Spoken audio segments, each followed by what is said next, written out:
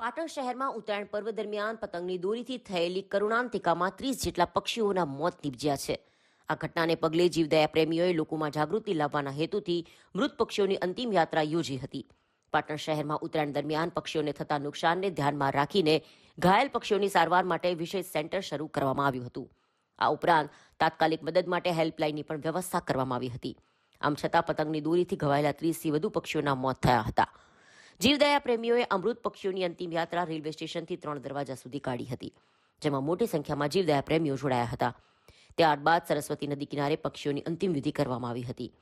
આ અનોખી પહેલનો મુખ્ય ઉદ્દેશ લોકોમાં પક્ષીઓ પ્રત્યે સંવેદના જગાડવાનો અને ઉત્તરાયણ દરમિયાન પક્ષીઓની સુરક્ષા પ્રત્યે જાગૃતિ લાવવાનો હતો. પક્ષીઓની અંતિમ યાત્રાને લઈને જીવદયા પ્રેમી બંટી શાહે જણાવ્યું કે ગત વર્ષ કરતાં ચાલુ સાલે લોકોમાં જાગૃતિ આવવાના કારણે ગત વર્ષ કરતાં આ વર્ષે પક્ષીઓના મૃત્યુમાં ઘટાડો થયો છે. લોકોમાં જાગૃતિ આવતા નહિવત ચાઇનીઝ દોરીનો ઉપયોગ કરતા આ વર્ષે પક્ષીઓના મોત ઓછા થયા હોવાનું જણાવ્યું હતું. અને લોકોમાં પક્ષીઓ પ્રત્યે સંવેદના જાગે અને લોકોમાં જાગૃતિ આવે તેવા શુભ આશયથી રેલવે સ્ટેશનથી 3 દરવાજા સુધી પક્ષીઓની અંતિમ યાત્રા કાઢવામાં આવી હોવાનું જણાવ્યું હતું. આ લોકોનો જાગૃતતા આવે એના માટે નનામી રાખવામાં આવી છે. અમે નનામીની દફન વિધિ નદીમાં કરીએ છીએ અને દર સાલ કરતાં આ વખતે ઓછા પક્ષીઓ મર્યા છે. 30 જેવા પક્ષી, એમાં કબૂતર, ચમડી, પોપટ એવી બધા પક્ષીઓનો સમાવેશ થયેલ છે.